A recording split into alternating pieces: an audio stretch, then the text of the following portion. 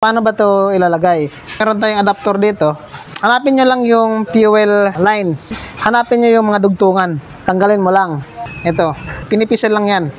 Yan, pinipisil para mag-unlock siya. So, saka pag pisil nyo, saka nyo hilain.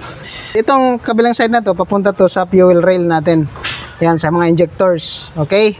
Yan. So, ngayon, ikakabit natin. Ganyan.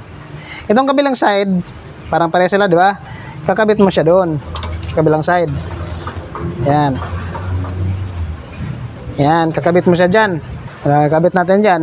Tapos yung kabilang side naman, papunta dito, sa kabila. Okay? Yan, pasok lang natin yan. Yan. Okay? Ganyan yung hitsura. Okay, mga bay. So, kapag nakabit na natin, yung fuel lines natin, saka natin siya paandarin. Okay, start natin yung sakyan doon.